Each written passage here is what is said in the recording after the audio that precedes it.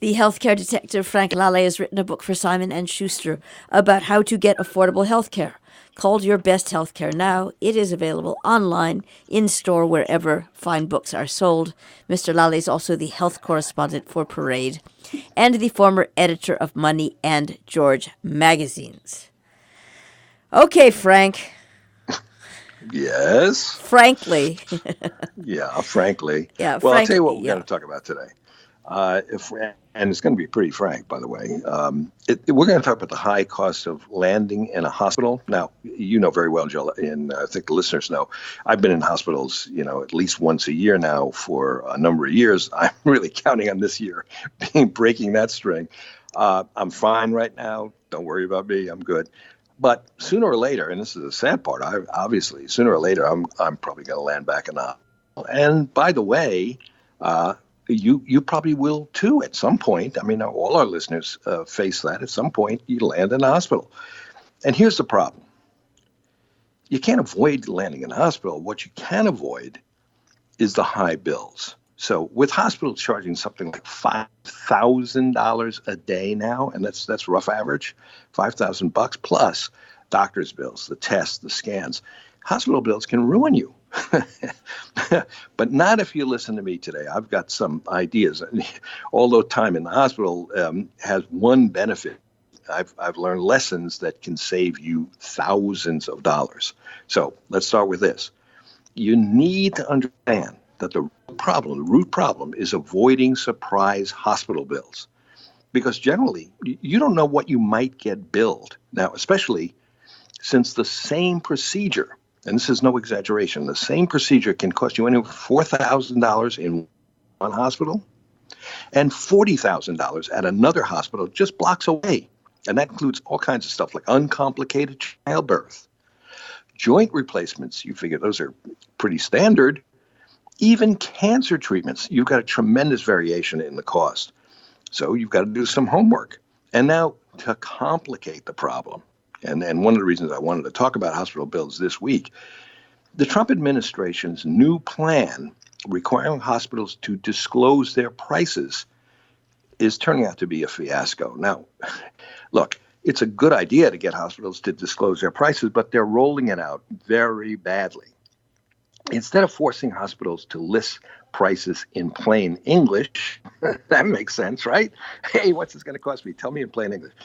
Hospitals are being allowed to post prices online, literally in code. There are 5-digit codes. There are 5-digit codes for 92,000 medical procedures, just about anything you can imagine. Wander into propeller on the tarmac, there's a code for that, okay? So be careful. For example, on colonoscopies alone, there are 40 different codes. Now, hospitals understand the shorthand. They talk in shorthand back to each other all the time. But you never will.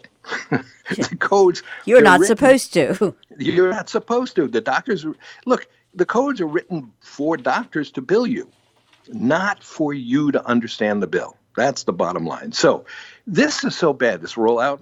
Some hospitals are telling consumers, don't rely on this data. It'll just confuse you. You won't learn anything about what you might cost. And get this, Jill. I'm not making this stuff up. The administration has no enforcement plan. Okay? The administration is asking the hospitals for enforcement ideas as we speak. You can imagine how tough these hospital CEOs are going to be on themselves, right? So let me ask you, what do you expect from President Trump's Health and Human Services Department? What would you expect?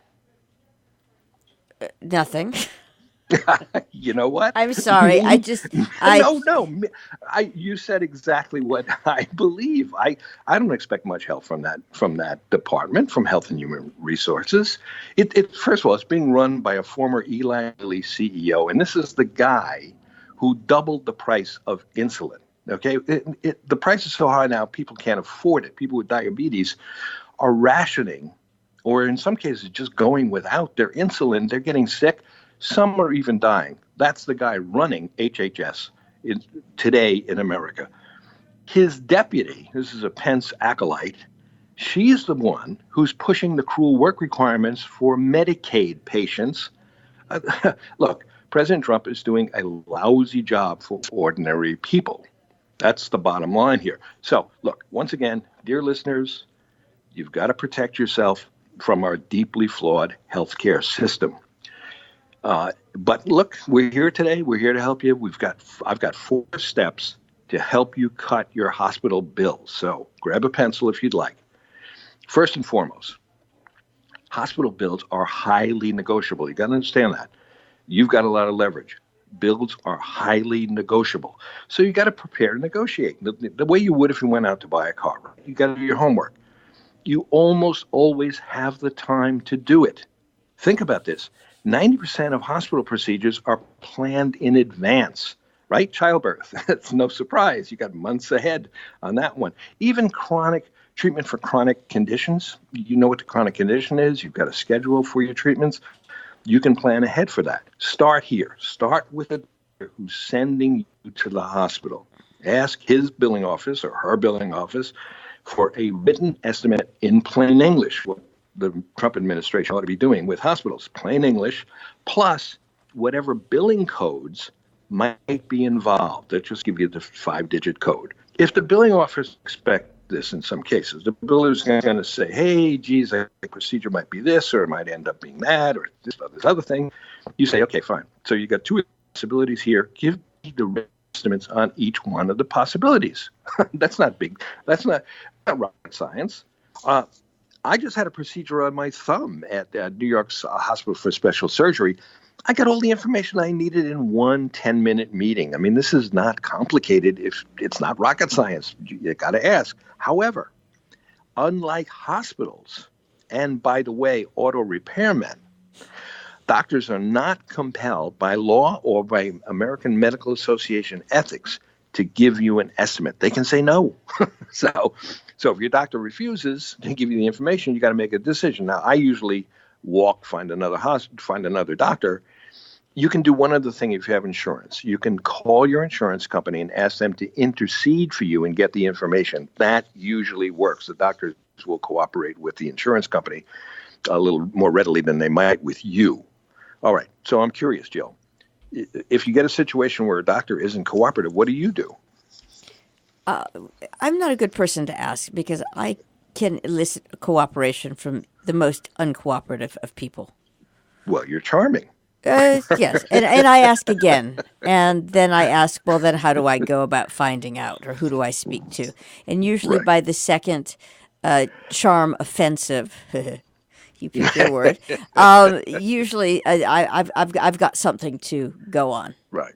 You also have a radio station where you can pound some of these guys, but okay, I'll set that one aside. So, all right. So let's assume that's more male. I'm sorry. Yeah. Yeah. Well, see, I'm not charming. But I'm not diplomatic. Nobody ever accused me of that. But before you go forward, one quick question. I know that you asked your guy. I keep coming up against this. There are a lot of people who don't ask. Well, from that's all why walks, we're doing this. Right. So what do you say? Do you say, hey, doctor, how much is this going to cost? Yes, that's a really good thing to say. Okay. Hey, doc, what are you doing exactly, and what's it going to cost me? And explain it to me in plain English. You shouldn't have anything done with you, on you, for you, unless you understand what it is that the doctor's doing. And by the way, what will it cost me? They can answer that. The doctor doesn't like to talk about money.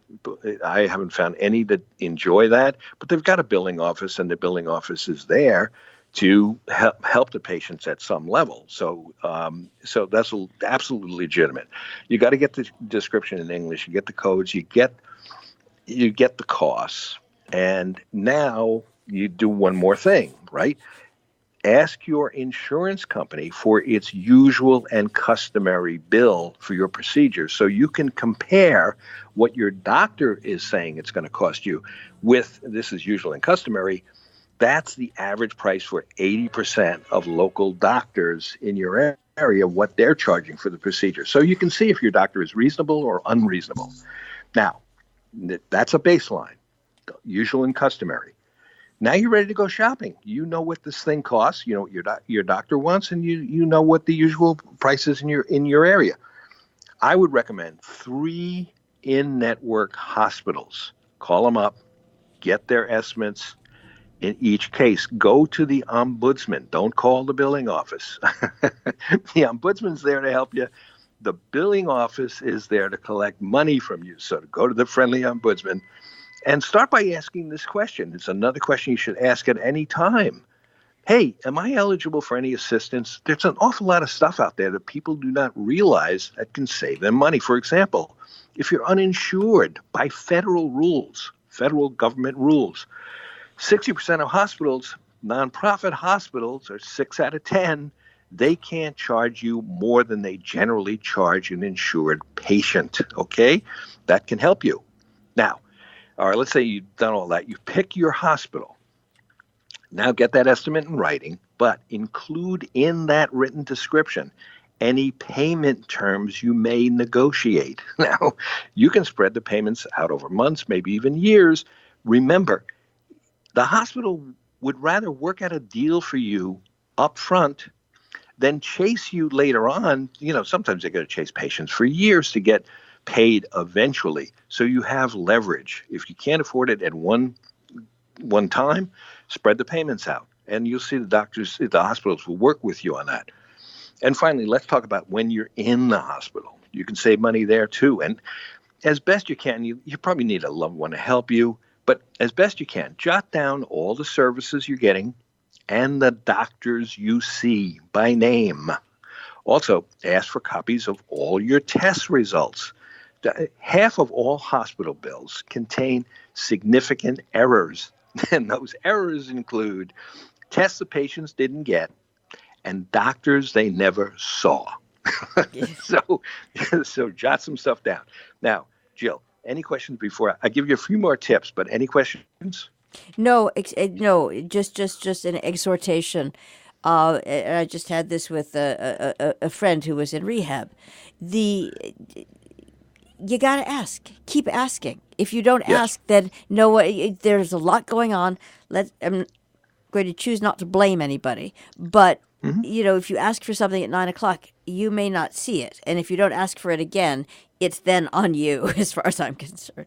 Well, I think that's right. I think that's right. So, I would say this. I mean, collect your thoughts, ask your questions succinctly, but be careful about this. Don't end up gabbing with the doctors. Don't end up, talking about, hey, how about those Mets? Wow, do you think, the Yankees are going to be better this year? Don't do that. The doctors are literally charging you by the minute. I had a doctor who tried to get me to discuss the insects of Connecticut. I remember that. Yeah. It's a great story. Now, great story, right? You talk about the insects of Connecticut. Why was he doing that? Because he was trying to rip me off. And by the way, he was extremely boring, so I kicked him out of my room as soon as I could. So don't get caught in a conversation like that. Also, try to book early in the week, never on the weekend, because you get short weekend staffs, and that leads to costly delays almost always. And remember, you're paying $5,000 a night at this hospital, or you're getting billed anyway at $5,000 a night, and time adds up in hospitals. Lastly, don't stay any longer than you need. I think I'll just rest another day. If you really need the rest, absolutely. But don't hang out in the hospital. The last thing in the world you want to do. But maybe this is even worse. Don't leave before you should. Now, I've made that mistake. I had back surgery, and about a day later, they wanted me to walk the hall. I walked the hall, and actually, it was pretty easy for me. The second day, I was actually laboring walking that hall, but I wanted to get home. So I said, oh, yeah, it was just like yesterday. I'm fine. I got home early, and guess what? A day later, you were back in the hospital. I was back in the hospital for 2-3 days. So don't do that. Listen to your body. Get the care you need. Ask good questions. Get answers in plain English. How about this? If you don't understand something, say, hey, I don't understand that. Can you? I'm not a doctor. I'm not following exactly what you're telling me here. And if we're going to have that procedure, exactly what will it cost me? If you got any other questions, go back to your insurance company if you have one and let them clarify it for you again in plain English, and get this stuff in writing. Get it in writing. Negotiate with the hospital up front so you know what you're stepping into, the care you'll get, what it's going to cost you bottom line, and you protect yourself. You'll get good care and you'll save money too. By the way, the theme of my book, Your Best Healthcare Now, these tips and a lot more are in there. Jill, I am very sensitive to people who need to be in the hospital. That's bad enough. And then get a surprise bill that rocks their lives. So I hope this helps. Thank you, Frank, the healthcare detective and the health correspondent for Parade. Send your questions or concerns about finding affordable healthcare to healthcaredetective@robinhoodradio.com. Frank will try to address as many of your questions as he can on future broadcasts. And look for his book, Your Best Healthcare Now, available online and in store.